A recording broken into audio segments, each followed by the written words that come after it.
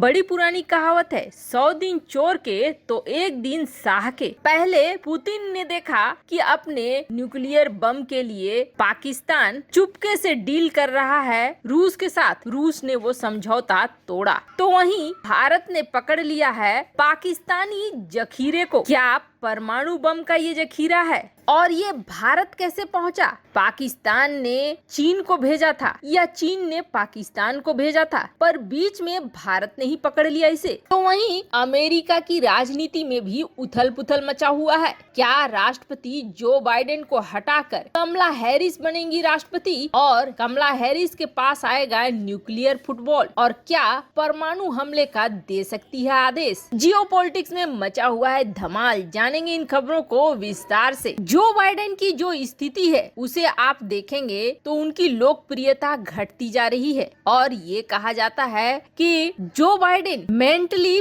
Fit है या नहीं, इनके परीक्षण के लिए जब भी बुलाया जाता है ये आनाकानी करते हैं क्योंकि इनकी उम्र काफी हो गई है। ऐसे में ये सुनिश्चित करना कि जो बाइडेन क्या राष्ट्रपति पद के लिए इतने बड़े शक्तिशाली देश के लिए सही हैं, तो आप देखेंगे उनकी लोकप्रियता में गिरावट ही बता रही है कि वो राष्ट्रपति पद के लिए बिल्कुल सही नहीं है। अगर पिछले चुनाव में महामारी नहीं होती तो ये पक्का था कि डोनाल्ड ट्रंप फिर से सत्ता पे आते, लेकिन महामारी ने सारा खेल बिगाड़ दिया। पर अब 2024 के लिए डोनाल्ड ट्रंप ने ये ऐलान कर दिया है कि वो सत्ता पे वापस आने के लिए चुनाव लड़ेंगे। अब डोनाल्ड ट्रंप के सामने में एक मजबूत दावेदार की जरूरत है और ये दावेदार जो बाइडेन बिल्कुल नहीं हो सकता। अब जो बाइडेन के अलावे कोई ऐसा नेता चाहिए जो एनर्जेटिक हो, जो यंग हो और जिसके वजह से डोनाल्ड ट्रंप को हराना आसान हो सके। खैर, अमेरिका की एक प्रसिद्ध कार्टून सीरीज है। इस कार्टून सीरीज में कहा जाता है कि जो भी भविष्यवाणियां होती हैं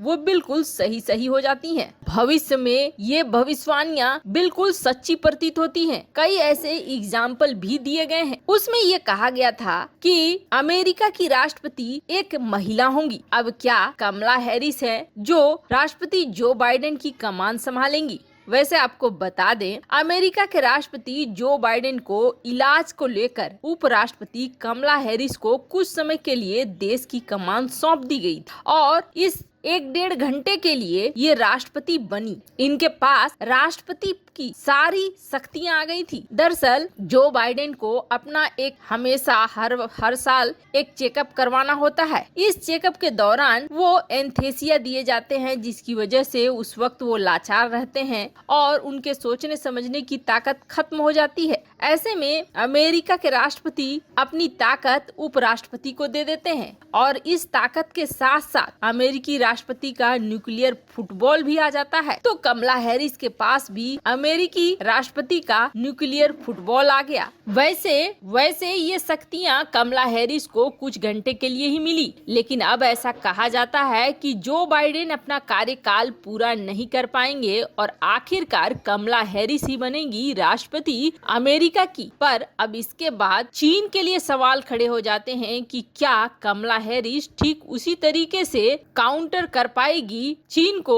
जिस तरीके से डोनाल्ड ट्रंप करते थे। खैर, ये तो आने वाला वक्त बताएगा। पर यहाँ चीन और पाकिस्तान दोनों मिलकर नए गुल खिला रहे हैं। चीन और पाकिस्तान के बीच हथियारों से लेकर कई तरह की चीजें चल रही हैं। यहाँ तक कि हाल में ही चीनी सेना का एक ग्रुप पहुंचा था पाकिस्तान और जब ये पाकिस्तान पहुंचा था तो ये उसे लेकर गए थे अपने न्यूक्लियर सेंटर में, यानी वो सेंटर जहां से परमाणु बम दागने की पूरी व्यवस्था पाकिस्तान ने कर रखी है। वहां पर चीनी सेना गई, चीनी सेना ने मुआयना किया। उसके बाद ये तय किया गया कि पाकिस्तान के सेना के कुछ अफसर 24 घंटे रहेंगे चीनी सेना के सेंटर में, वो भी सीमा से लगती हुई। अब ऐसा इसलिए कहा गया कि दोनों देशों के बीच समन्वय बना तैयार है। अगर युद्ध की स्थिति बने तो दोनों सेम पेज पर हों, दोनों को पता हो कि कहाँ क्या चल रहा है। ऐसे में चीनी सेना के अधिकारी और पाकिस्तानी सेना के अधिकारी एक जगह होंगे। एक फेज में ये तय किया गया, तो वहीं दूसरी फेज में चीन के सैनिक पहुंच गए पीओके के इलाके में। वहां पूरी जांच पड़ताल की। उसके बाद ये कहा गया कि चीन ने समझाया पाकिस्तान को कि कैसे बॉर्डर के इलाके में गांव बसाए जाते हैं, क्योंकि चीन ने भी बॉर्डर के इलाकों में पैसे देकर गांव वगैरह बसाए। यहाँ तक से ही समझ में आ रहा है कि चीन और पाकिस्तान एक तरफ जहाँ युद्ध की तैयारी कर रहे हैं, तो वहीं दूसरी तरफ भारत को घेरने की पूरी कोशिश। अब इसी क्रम में रेडियो एक्टिव पदार्थ पाकिस्तान से जा रहा था चीन। अब ये पदार्थ पाकिस्तान से चीन क्यों जा रहा था?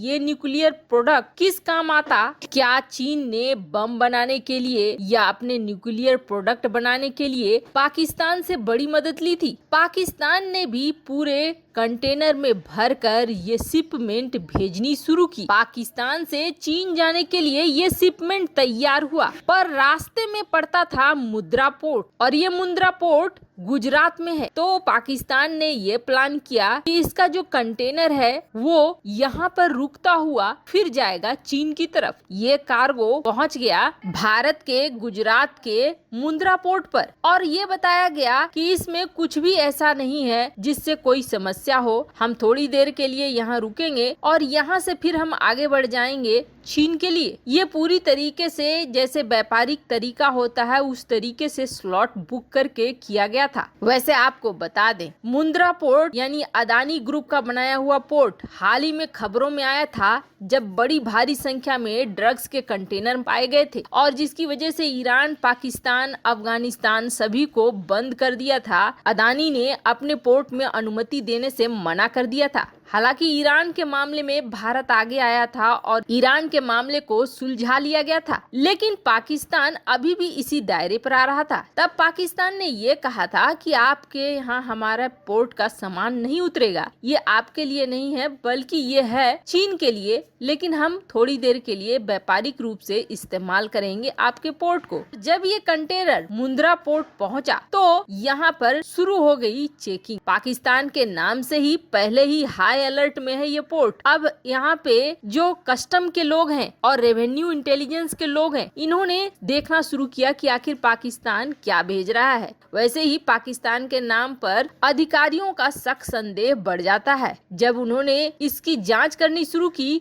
तो पता चला कि इसमें रेडियो एक्टिव चीजें हैं, यानी न्यूक्लियर प्रोग्राम में काम आने वाली चीजें, जबकि पाकिस्तान ने ये कहा था इसमें ऐसा कुछ भी नहीं है। जिसके बाद इन सारी शिपमेंट को अनलोड कराया गया है इस पोर्ट पर, ताकि और भी ज्यादा जांच हो सके, और इसे सीज कर लिया गया है। अब प्रश्न ये उठता है कि क्या ये सचमुच चीन के लिए था या भारत में किसी गिरोह के लिए भेजा जा रहा था? वैसे आपको क्या लगता है, क्या ये शिपमेंट चीन के लिए थी या फिर मुंद्रा पोर्ट पर ही इस शिपमेंट को भारत में घुसाने की कोशिश हो रही थी? आखिर क्या चल रहा है? कमेंट कर अपनी राय जरूर बताएं। जल्द मिलते हैं अगले वीडियो में नई खबर के साथ।